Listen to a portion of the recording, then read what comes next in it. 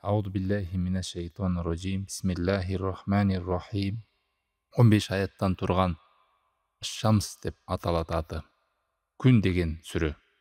Куранда Аллах таалам касам ичкен нерселерден уда ичкен эң узун ушул сүрөдө камтылган. Аллах таалам өзү билет эмне менен касам ичет, ал эми адам баласы өзү билген нерсе менен касам иче бербейт. Тек гана ошо Аллах таала менен гана касам ичет. Андан башка нерселер менен касам ичсе, Аллах сактасын, адам күнөөгө түшөт. Аллах таалам касам ичкенде ошол нерседе да адам үчүн бир эйбарат, сабактар, белгилердин улуктугунан кабар берет. Биринчи аятта Аллах таалам айтып атат: "Ошшамси ва духаха", жарыгын чачкан күндүзү, нурун чачкан күнгө ант ичем деп. Жана ошондой эле аны улам кеткен, айланып келген артындагы айга касам ичем. Жаркырап келген күндүзгү убакытка дагы касам ичем. Жана каптап келген түнгө касам ичем. Курулган, тирексиз турган асманга касам ичем. Адамга ыңгайлуу кылып тегиз кылган жерге касам ичем. Напсиге, Аллах таалам жаратып койгон напсиге касам ичем деп атат. Ушул жерде мына 7 жерде Аллах таалам касам ичип атат. Адам эгерде ойлонуп караса, субханалла, ушул Аллах таалам касам ичкен нерселерде чоң бир аяндар, белгилер, адам баласы үчүн көп нерселер бар. Болгондо адам ой жүгүртпөсө, кайдыгерликке түшүп кетсе, күн өзүнүн нугунда жүрүп атат, ай түндө жарыгын берип атат, күндүз болуп атат, түн болуп атат деп эле көртүлүктүн айынан өтүп кетип берет, эч кандай ибарат сабак албай. Мына Аллах таалам бул нерседе касам ичкендигинде ушул күндү эле карап көрөйлү. Эгерде күн жарык бербесе, күн чыкпай турган болсо, эч жер бетинде жашоо болмок эмес. Мал да өлмөк, адамдын кожалары жыдып, эч кандай өсүмдүктөр өспөйт. Аллах тааламдын кудурети күн ушу кыямат кайымга чейин тийип турат. Күндө кечикпестен өзүнүн нугу менен жылып атат, жарыгын чачып ааламга. Мына ушул нерсе менен Аллах таалам касам ичкенде да адам үчүн бир ойлоно турган нерсе бар. Ошондой эле күндүн сырлары, күндүн адам баласына жер бетине берген тийгизген пайдаларын айтып отурса, ал өзүнчө бир чоң илим. Илмул фалак деп коет. Бирок биз сабак алып бул нерседен ойгоно турган нерсе, ар бир ажайып ааламдагы нерсе бул Аллах тааламдын кудуретине белги. Адам ошол нерседен ой жүгүртүп, акыл калчап, эстеп өзүнө келеби? Ошол күндү деле ойлой турган болсо, жарыгын чачып тургандан пайдаланып атабы адам баласы? Күн өтүп атат, артынан түнү келип атат. Вал камари ида тала. Ал эми караңгы түн келгенден кийин айдын жарыгы келет, уланып келген. Бул дагы белги. Ай дагы Алла тааламдын белгилеринен бизге берген. Жылдарды, айларды адам биле алат. Ошондой эле ваннахари ида жаллаха, жарык чачып келген күндүзгү убакыт. Бул убакта адамдар иштейт, тирилигин кылат. Кандай мүмкүнчүлүк? Андан кайра курчап келген түн бар. Валлайли да ягшаха. Эгерде эч кандай түн болбой, дайыма эле күндүз боло турган болсо, анда дагы аламдын нугу бузулмак. Ошо күндүн чыгышы, кайра айдын, кайра кечкирип түн келиши, мунун баардыгы адамга бир белги. Күн өткөн сайын ал күнү кайтып келбейт. Түн келсе күндүздү күтпө, күндүзүң келсе түндү күтпө. Колдонуп кал, адам баласы дегендей белгилер. Бирине бири окшобойт. Бир убакыттын кайтып келсе, кайраны кайтара албайсың. Вассама иуама банаха. Жана Аллах таалам дагы касам ичип атат ушул тирексиз турган асманга. Асмандан айып таба албайбыз карай турган болсок. Тирексиз, ушундай эч кандай кемчиликсиз жаратып койгон асманга. Силер ырайымдуу Аллахтын махлукатынан ушул асманды карагыла. Кемчилик таба аласыңарбы? Карап турсаңар, эч кандай кемчилик таба албай, көзүңөр уюп кайра өзүңөргө түшөт. Ма тара фи халқир рахман мин тафавут фарджи ал басара хал тара мин футур деген. Суммарджи ал басара карратайн янкалиб илейка ал басару хаси ва хуа хасир. Дайыма билиңиз, Аллах таалам кайсы нерсе менен касам иче турган болсо, ошол нерсени адам мындай ойлонуп, ой жүгүртүп карап көрсө, көп ибарат сабактар бар. Мына ушул күн, ай, күндүз, түн, караңгылыгын басып келген түн, асман, жер. Азыр жерди айтат. Вал арди ва ма тахаха. Жана ыңгайлуу кылып, тегиздеп адам баласына басканга даярдап койгон жер менен касам ичем деп атат Алла таалам. Ааламды караса, планеталар учуп жүргөн болот. Адамды алыстан аалам жана неме менен караса, жана чимелерде болуп, бутубуз бияка тийип, башыбыз ылдый жүргөндөй болот. Эмне деген Алла тааламдын кудурети. Эч кандай нугунан тайып кетпей, жерге эмнени эксек ошолор өсүп чыгат. ушул басып жүргөн жерибизди ойлондук беле деп. Алам нажаллаху айнайин.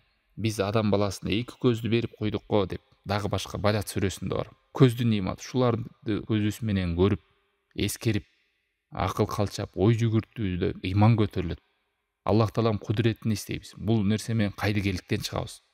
Эми мунун да бир кабары бар да. Эмне Аллах таалам азыр берди күнгө, караңгы түнгө, айга, күндүзгө, асманга, жерге. Эгер кечкери эле түн боло берген болсо да адам баласына жашоо жок. Кечкери күндүз боло бере турган болсо да адам чарчап, укта албай, түндүн да өзүнүн пайдасы бар. Асман, жер, күн, ушул чоң аламаттардан адамга эки көз берип койдук. Ушул Аллахтын кудуретин, яратып койгон нерселерин дайыма көрүп турабыз.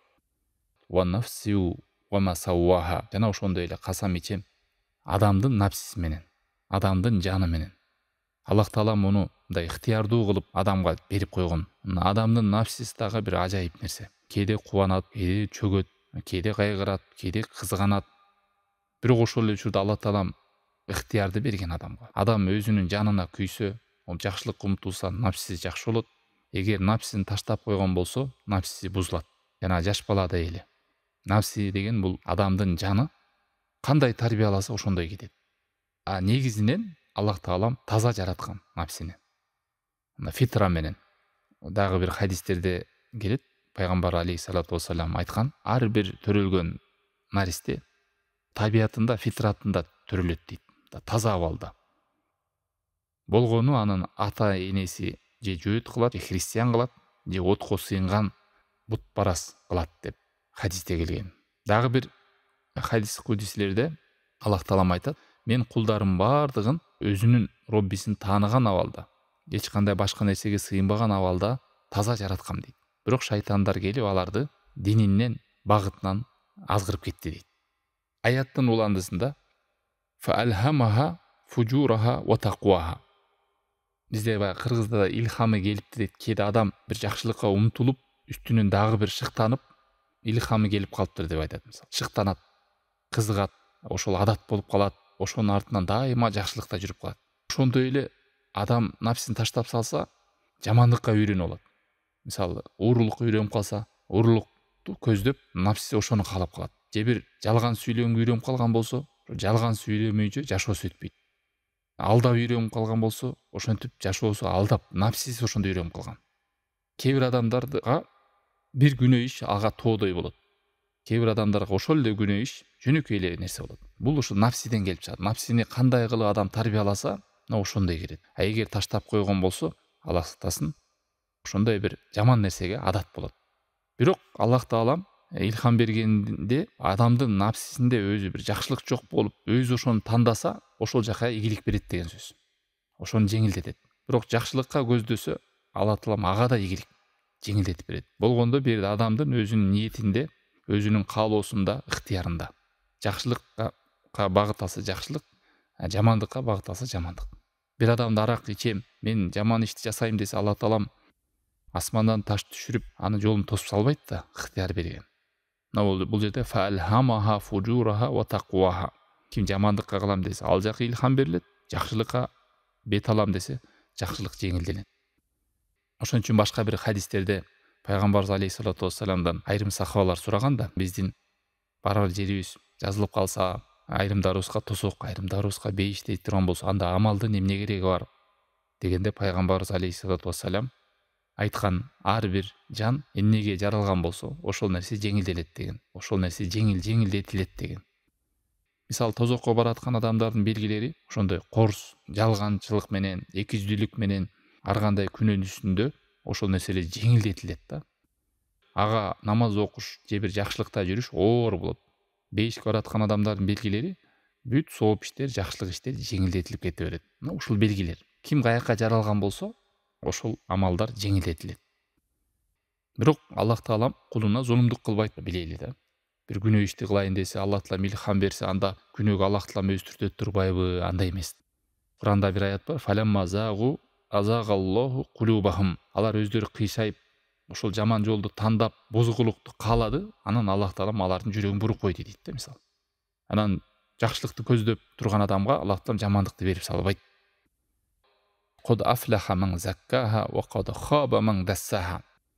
Чындыгында дейт, ким өзүнүн напсисин тазалаган болсо, ал ийгиликке жетти, кутулду дейт. Ал эми ким өзүнүн напсисин булгаган болсо, ал куруду дейт. Куруду, шору кайнады, бактысыз болду. Аллах таалам кадимкидей бизге чакырып аткандай. Эгерде напсиңди оңдосоң, жаныңды оңдосоң, кутуласың, ийгиликке жетесиң. Эгер напсиңди таштап койсоң, анда оңдоо болсо адам, булгаса, анда кутулбайт. Напсини кантип напси оңолот, Аллахтын буйругун аткарса, тыйгандан тыйылса, жакшылык иштерге багыттаса, адам аракет кылса, альхамдулилля, напси оңолот. Себеби бул адамдын напсиси бул ууру анан жалкоо болот. Дайыма уйкуга тартат, боштукту каалайт.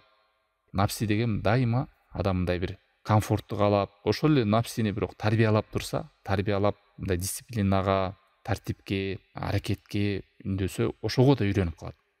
Напси ажайып. Ошон үчүн Аллах таалам берди. Касам ич адамдын напсиси менен дагы. Ошу напсисин булгагандыктан адам бактысыз болот. Напсисин тазалагандыктан адам бактылуу болот. Бул чоң нерсе. Ошонун акыбетинин айынан же тозокко түшөт, же бейиште калат. Ошондуктан пайгамбар алейхиссалату вассалам көп дуаларында ушу напсини оңдоого чакырган дуалары бар. Мисалы бир дуасында: Аллахым мени алсыздыктан, жалкоолуктан, коркоктуктан, сараңдыктан, картайганда алжып калуудан жана кабыр азабынан деп келип, анан о Аллахым мага таква, таза напси бер деген. Ушул напсимди тазалай көр Аллахым. Сен гана эң жакшы тазалоочу сенсиң. Сен тазалай аласың. Тазалай аласың деген сөз ушу оңдойсуң Аллахым. Сен оңдобосоң, сен жардам бербесең, мен алсызмын деп пайгамбар алейхиссалату вассалам жалынып жалбарган. Сен коргоочумсуң, сен жакынымсың. Сен менин коргоочумсуң деп. Жана ошондой эле Аллах, мен сенден пайдасыз илимден, коркпогон жүрөктөн, тойбогон напсиден жана кабыл болбогон дуадан сакташыңды сурайынам деп дуаларында айткан. Мындайча айткан, напсини оңдоодо туугандар немеси аябай чоң. Жалынып жалбарып дуа кылуу. Вашшамси сүрөгө карап окусаңыздар, жарыгын чачкан күнгө касам, айланып келген айга, жаркырап келген күндүз, кайра каптап келген түн, тирексиз асман, тегизделген ыңгайлуу адамга жер менен касам ичип, жана ошондой эле адилеттүү Аллах таалам жараткан напси, ага эркиндикти берди, ыктыярды берди, жана илхамды да берди Аллах таалам. Илхам деген жеңилдик, мындай тоспойт да. Бирөө жамандыкты каалап атса да Аллах таалам тосуп салбайт аны. Анда дагы адамдар чыкмак: Аллахым, сен ыктыяр берген жоксуң бизге. Адамга ыктыяр берген да. Жаман болом десе жаман болот, жакшы болом десе жакшы болот. Жакшылык умтулса Аллах таалам жардам берет, жамандык умтулса Аллах таалам аны бошотуп коет.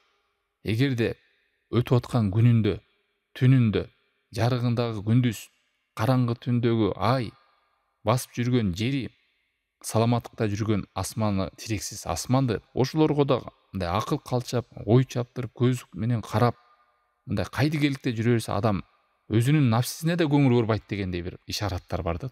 Айбандай жашоо болот. Эртең менен турганда канча деген хадистерде келет: таң атса түндү күтпө, түн кирсе жарыкты күтпө, ден соолугуң барда ооруп калганча эми пайдалан, байлыгың барда кедей болуп калганча пайдалан, жаштыгыңды картайып калганча пайдалан, бош убагыңды бошоо калганча пайдалан деп чакырыктар.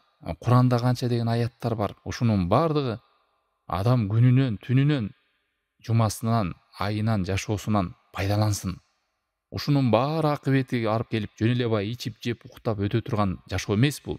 Бунун артынан сурак бар, эсеп кысап бар. Бирок ошондой болуп атса дагы, күндүз, түн, жума, ай, жылдап өтүп аткандардын бардыгы бул адамга белги. Бул күндөрдү кайра кайткарып келе албайсың. Сурак кысап жакындап баратасың. Ал эми бул дүйнөнү алыстап баратасың. Адам баласы, ойгонгун. Тегиз жерде басып жүргөнүңдү ойлоңун. Караңгы түнгө киргенди ойлоңун. Жарыгын чачкан, жарыкты жөттө жүргөндү ойлоңун. Эгер күн жок болсо кандай болмок жашоо? Караңгы түндө ай жок болсо кандай болмок жашоо? Же болбосо түн кирбей кала турган болсо кандай болмок жашоо? Же түн кирип жарык келбей кала турган болсо кандай жашоо болмок? Ушундай күндү көрдүң беле жарык келбей калганды? Же ушундай күндү көрдүң беле түн келбей калган, айлап күндүз эле болуп турганды? Же күн чыкпай калганды көрдүң беле? Адам баласы, напсиңди оңдогун, кайдыгер болуп жүрбөгүн деген чакырыктар бар. Ал эми ким оңолот, ким түздөлөт, ким кутулат, ким ийгиликке жетет десе, ким напсисин оңдосо да. Код афлаха ман заккаха ва код хаба мандассаха. Ким напсисин куруткан болсо, булгаган болсо, напси өзү эле оңолуп калбайт туугандар. жаңа айтканыбыздай себептерин аткарыш керек. Аллахтан дуа кылып, жалынып жалбаруу менен себептерин аткарабыз. Ошого туура ниет коебуз. Жалынып жалбарып суранабыз. Мына ошо эртең менен турушка да адам ниет коет кечинде. Ошого алдын ала даярдык көрөт. Будильнигин коет, дуа кылат, дарат менен жатат, суранат Аллах Тааламдан. Аны эртең менен шамдага калып турат. Себептерин алуу. Субханалла, бул жерде Аллах Таалам айтып келип туруп, ушул аятты улады да. Каззабат Самуду битагваха идин бааса ашқаха. Самуд деген эл болгон, ошо араб өлкөлөрүндө ошо бадавилерден болгон дейт. Булар ушундай аябай чоң көлөмдүү адамдар. Тоо таштарды тешип эле ар кандай формага салып жашап жүргөн күчтүү эл болгон да. Анан ушул коомду сүрөттөйт. Буга байланганын азыр караңыздар. Булар дейт, Самуд эли жалганга чыгарышып пайгамбарын. Жана кутуруп кетишти дейт. Битагуаха. Анан кутуруп буларга келген пайгамбардын мужизасы, Солих пайгамбардын мужизасы ошо төө болгон. Ошо ажайып түгөн бөгөн сүтү, анан суусу. Аллах Таалам ошондой төөнү ар бир пайгамбарга мужиза жөнөткөн да. Керемет нерсе. Адамдар, сен пайгамбар болсоң далилдечи. Эмне бир акылыбызга сыйбаган Аллахтан алып келген далилең бар дегендей нерсе да.